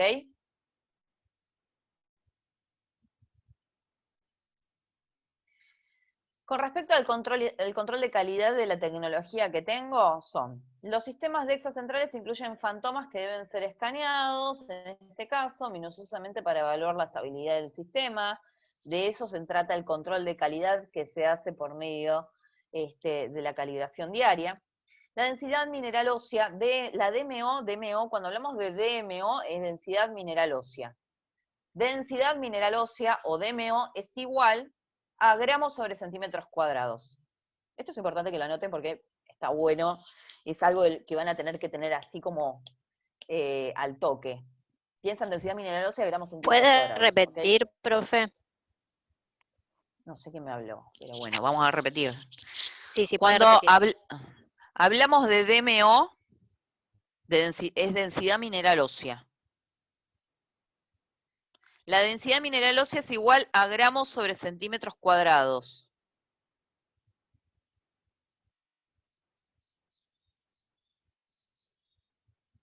DMO es igual a gramos sobre centímetros cuadrados. O también puede ser igual a contenido sobre área.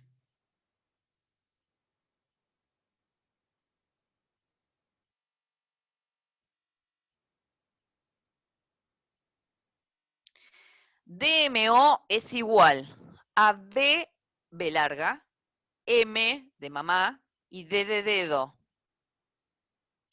¿Por qué doy estas siglas? Porque nos vamos a manejar mucho con las siglas.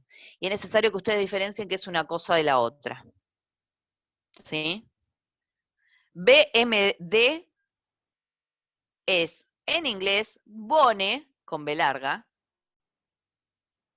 mineral density. Bone mineral density. ¿Por qué les digo esto? Porque hay muchos equipos, ¿sí?, que tienen el software en inglés y otros lo tienen en español. Pero ¿qué pasa? Si vos vas a ir a hacer una densitometría y tenés el software en inglés, te vas a matar buscando qué es DMO y no va a figurar porque el equipo está en inglés. Y te va a figurar BMD y vos vas a decir, ah, mira, si hubiese sabido. Entonces, por eso les tiro las siglas en inglés. ¿Ok? Bien. Cuando hablamos de DEXA no es lo mismo que DMO. Recuerden esto. Cuando muchos médicos en las órdenes ponen DEXA columna lumbar. Y en verdad, DEXA es la tecnología que se utilizan estos equipos de estos 3 fabricantes que yo les dije, Northland, Hologic y Lunar. ¿Sí? No es una densitometría que está pidiendo que se haga con esa tecnología. ¿Ok? Bueno, bien. La DMO del fantoma debe permanecer estable a través del tiempo, o sea que yo mientras que haga la calibración, esta calibración debe determinar un número o un rango, ¿sí? O un parámetro de números, ¿sí? En el tiempo, porque esto es lo que me va a decir que el equipo está bien, ¿ok? A nivel calidad de equipo, ¿ok? Acá me tiraron algo en el chat y recién lo veo.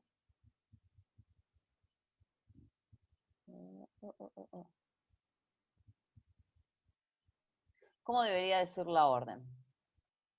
Dependiendo del estudio que te manden a hacer, hay médicos que no saben pedir densitometrías, empezamos por ahí. Hay médicos que te mandan en la orden, no sé si les ha pasado a las chicas que ya tienen cancha con hacer densitometrías, que el médico te manda DMO, nada más. Entonces vos ahí vas a tener que imponer tu criterio con respecto en base a lo que tengas que hacer. Pero no te preocupes que esto lo vamos a ir viendo. ¿Quién fue que me habló? Débora. Lo vamos a ir viendo, queda tranquila. Después vamos a ver cómo, no me van a dejar mentir, gente que está haciendo densitometría en la cursada. Densitometría es un estudio particularmente que no es utilizado correctamente por muchos médicos y hay muchos médicos que las podrían mandar a realizar y no las mandan a realizar porque, no sé, hay cuestiones de parámetros con respecto a lo económico por el tema de la obra social, hay un montón de parámetros dependiendo de si tenés obra social o no, es todo un lío. Pero bueno, después vamos a ver sí o sí el tema de cómo se piden las órdenes y eso. Bueno, este por ejemplo es con el equipo que trabajo yo, esto es un Lunar, este es un Lunar Prodigy, uno de los últimos en salir, ¿sí? Hay uno más nuevo, pero olvídense que va a llegar acá, por lo menos que yo tenga idea, en el país no está. Y este es un método de calibración externa, ¿sí? Que voy a utilizar en el día a día, ¿ok? Más que nada les puse esta imagen para que ustedes vean, esto que se extiende acá hacia abajo, es una camilla, esta es la camilla que yo voy a utilizar para con el paciente, ¿sí? Ahí es donde voy a posicionarlo dependiendo de la realización del estudio, ¿sí? Y este brazo que ustedes ven acá, ¿sí? Es el que posee a la parte de detectores, más todo lo que yo manejo con respecto a la botonera, ¿ok? Los detectores, siempre en general se cree que arriba está el equipo de rayos, ¿sí? Pero por una cuestión de que estamos mentalmente en la radiología convencional con la idea de que el tubo de rayos viene de arriba, y no sería este el caso, sino que la parte a todo lo que es radiológico y de transporte del brazo y demás está por debajo, por debajo de la camilla. Todo lo eléctrico está por debajo de la camilla en general, lo único que tenemos por encima son los detectores, ¿ok? Y esto sería un sistema de calibración externa que tiene uno de los equipos como el Northland también. No debe ser igual, pero es parecido. Esto es un fantoma, o sea, nosotros también estamos a cargo del fantoma del equipo. El fantoma viene de la palabra fantasma, la idea es tratar de generar un estudio de un posible paciente. Que esto seguramente, Anto, no sé si, Anto, no tenés fantoma vos, ¿no? Sí, yo tengo fantoma y calibro todos los días, y me fijo si está en el rango adecuado de calibración. Está bien, pero ¿tenés calibración externa con el equipo nuevo? Sí, tengo un fantomita que es así cuadradito con una vertebrita así, chiquitita, No, que pero simula. Fantoma no, te hablo de la calibración diaria. Sí, tengo un fantomita para eso. Calibración diaria no es lo mismo que Fantoma, ¿eh? Por eso te Sí, pregunto. tengo una calibración diaria yo. ¿Pero continua? ¿Interna? Porque Fantoma no es lo mismo que... Bueno, igualmente después lo vamos a ver. Yo acá ¿A estoy qué te chequeando. referís? Una cosa Porque es yo, la por ejemplo, calibración... claro, yo Sí. tengo, por ejemplo, ingreso al equipo, tengo un fantoma, el cual lo pongo en la línea que me da el equipo, y ahí empiezo, o sea, autorizo al equipo a que me haga la calibración del día para ver si está dentro de los parámetros. ¿Eso solo haces? Eso solo hago. Después Bueno, después viene un ingeniero a ver el claro, por equipo eso, para ver si está dentro de. claro, por eso te decía. Lo que vemos acá, nosotros en particular, que es algo que no tiene tu equipo, es la calibración diaria y por otro lado el Fantoma. Tu calibración diaria es continua interna, no la haces como nosotros con el equipo de Lunar o el Norlam. No sé ¿Se cómo lo hacen entiende? ustedes. Bueno, esto es una calibración diaria, ¿sí? Esto es lo que vamos a utilizar nosotros todos los días para ver cómo anda y cómo genera la información el chequeo electrónico del equipo. El equipo que tiene Anto, generalmente el chequeo electrónico es interno y continuo, ¿sí? Esto sí depende de nosotros en general, exceptuando el equipo que tiene ella. Y por otro lado, el Fantoma, que ella sí lo va a hacer y lo tiene, y lo considera calibración, pero en verdad es un Fantoma, ¿sí? Es una especie de calibración, no es que no, pero es más abocada a la precisión del equipo con respecto a la medición de los estudios que se hagan. ¿Ok?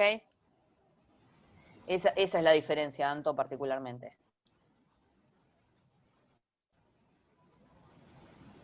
Bueno, causas de cambio en la calibración, ¿sí? Cuando vemos causas de cambio en la calibración, pueden ser generadas por reubicación del equipo. Generalmente cuando se reubica el equipo, se reubica por parte de la ingeniería, ¿sí? Porque no es que el equipo se mueve simplemente porque es fácil de mover y nada más. Por una cuestión de mantenimiento, cambios del tubo de rayos X o detectores, más allá de que estemos trabajando con bajas energías, hay un desgaste por parte del equipo del tubo de rayos y los detectores. Es mucho más paulatino en el tiempo, pero se genera. Cambio en las condiciones de la temperatura o humedad de la habitación. Generalmente la habitación con un equipo de densitometría tiene que estar alrededor de los 20 grados, ¿sí? De 20 a 25 como máximo. Lo ideal es que esté en un lugar sin humedad, porque más que nada tenemos que tener en cuenta que como por debajo de la camilla está toda la parte eléctrica, ¿sí? El generarse situaciones de humedad puede influir mucho en la parte de conectores y demás. Entonces, o sea, por eso se tienen esos resguardos o cuidados. Generalmente la mayoría de los equipos que electrónicamente están compuestos de forma compleja, se pide que haya una refrigeración en el lugar para, digamos, mantener los capacitores como corresponden en el tiempo. Cambian el suministro de energía. Esto es muy importante, porque el suministro de energía no es el normal y habitual en los equipos de densitometría en general, ¿sí? Hay conexiones importantes y complicadas, eso ya va por parte de la ingeniería, pero es necesario que nosotros lo sepamos, ¿sí? Y el envejecimiento del tubo de rayos X o el detector en el tiempo, que esto también van a ser cuestiones que nosotros los vamos a poder determinar desde el lado de la calibración y el Fantoma, ¿ok?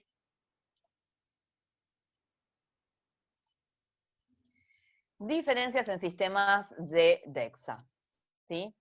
Las diferencias, por ejemplo, en el caso de que sea un mismo fabricante por distintos métodos de adquisición, lápiz o haz de abanico, que es lo que decía antes. La adquisición por parte del haz de lápiz es el dibujado y trazado de la imagen, dibujando líneas en forma constante, ¿sí? Que estamos hablando de líneas de la medida de un píxel, ¿sí? Hasta que hace todo el dibujo en general. o abanico, que es estas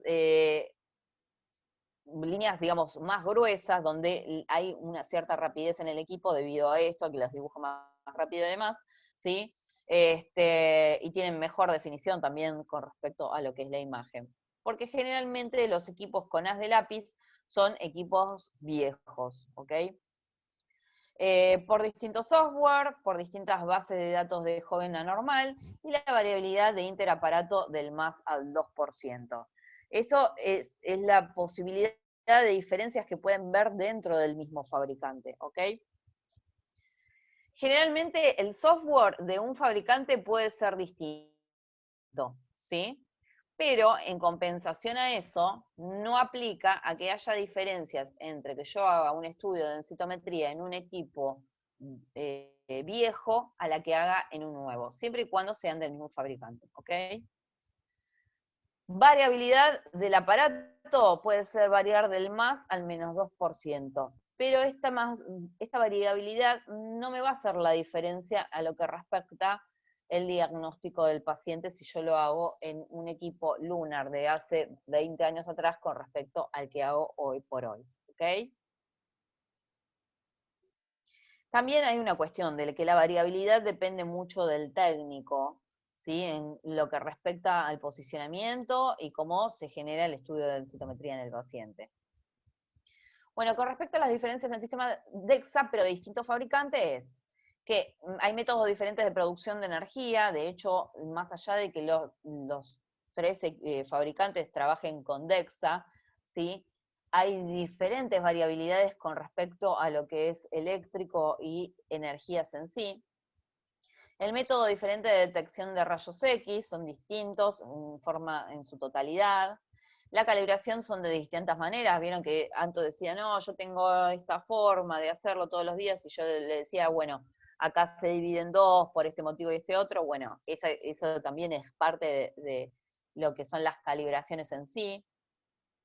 Distintas regiones de interés, por supuesto, en lo que respecta, generalmente las densitometrías te van a mandar siempre los mismos posicionamientos, o los mismos posicionamientos, o los mismos sectores de chequeo, ¿sí? Pero lo chequean completamente diferentes el uno del otro.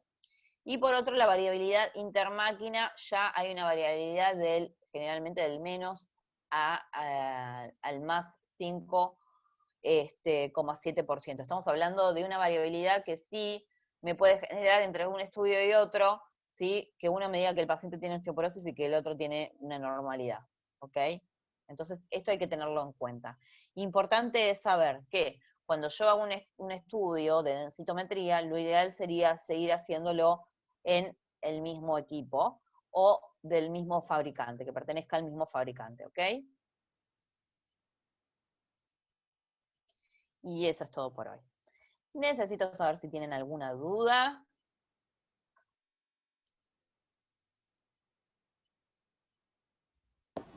Yo por mi parte ninguna. Buenísimo, Anto. Débora. Sí, yo tengo una duda, pero es una pavada, me parece. Capaz que yo entendí mal. Ya les dije que si no importa Sí, que sean ya sé. pavadas, Bueno. es importante. Dale. Bueno, no, que vos decías que en el tema de la absorción de dosis de milisievert por año, que era 2 en un trabajador ocupacional. Pero yo tenía entendido que eran 20, puede ser que sea 20 al año y 50 en 5 años, milisievert. Eso se redujo un montón después, en el tiempo. Sí, porque yo tenía entendido para que te des eso. más o menos una idea de 4 años más o menos que se modificó. Porque, no hace mucho, digamos. No. Por eso. El tema es el siguiente.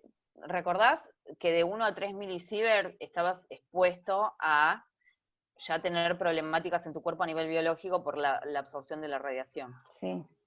Bueno, en el tiempo se dieron cuenta que estábamos muy expuestos a nivel laboral a la radiación con esos parámetros, y de hecho por eso había mucha influencia de enfermedades. De hecho, yo tengo compañeras que entraron antes de estos parámetros de resguardo. Claro. Y gente con glaucoma, gente con problemas tiroideos, casi todos. Catarata, sí. muchas problemáticas, y esto se evaluó a nivel ente regulador, más cuestiones legales de gobierno y qué sé yo, y se redujo un montón. Ah, bueno. Sí. Ah, bueno, qué bueno Sí, sí. saberlo, porque viste, uno se queda a veces con lo que te enseñaron, pero todo No, va sí, cambiando. por Así que eso, o está sea, bueno saber. sí, la idea es que tengan idea más que nada para que ustedes tengan un resguardo. Ustedes, por ejemplo, en nivel laboral, si vos tenés un dosímetro, tenés completamente todo el derecho de decirle a tus superiores que te muestren todos los meses la planilla para ver qué cantidad de radiación tenés vos. Así llevas Claro. el chequeo o no, Ujú. ¿entendés? Sí, Pero sí. uno tiene que estar abierto, por eso les digo, o sea, la clase de densitometría es un poco más. Tener los resguardos suficientes en el momento de hacer un trabajo y ver qué resguardos tengo y cómo tengo yo las posibilidades y mis derechos en base a eso. Sí, Por sí. eso es importante que tengan en cuenta lo de los valores. Ah, listo. Bueno, genial, gracias. No hay nada, Debbie. ¿Alguna duda más, chicas? Profe Mariana, le habla. Si esperen que voy a sacar esto, así les veo la cara total. Ahí está. Sí, le quería consultar si el tema de las marcas tiene que ver con la cantidad de detectores. Le comento a qué voy, porque bueno, yo estudié tomografía y los detectores tenían mucho que ver en el transcurso de lo que es el tiempo, ¿no?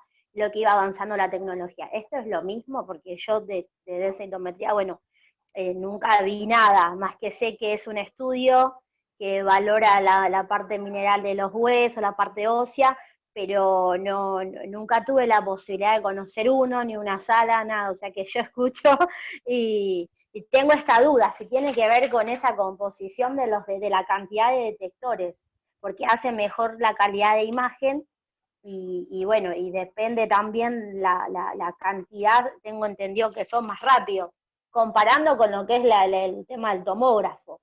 Está bien, Por eso sí, sí, varía. está perfecto. Bueno, Mariana, te comento que en este aspecto, densitometría no tiene que ver con respecto a lo que vos me decías de tomografía, que según la marca del detector, no. Particularmente, hay una realidad, hoy por hoy, hay 3 equipos en general que compiten mucho entre sí, que son Lunar, Hologic y Prodigy. Lunar, Norland y Prodigy. Lunar, Norland Lunar y Hologic, ahí está. Biology. Los detectores obviamente cambian por una cuestión de que cada marca tiene su composición electrónica, pero los detectores no van a variar por eso, o la detección de la imagen no van a variar por eso. Particularmente cada equipo varía mucho el tema de las mediciones a nivel energía. Vieron que yo hablaba de energías duales. Bajas y altas energías. Bueno, estas bajas y altas energías varían según el equipo, también porque las composiciones electrónicas, ¿sí?, y de filtrado son distintas de la una de la otra. Pero no porque el Hologic tenga mejor detector que el Norland. Quizá Claro, a nivel... tenga más cantidad o menos cantidad. Claro, no. Se manejan generalmente con lo mismo.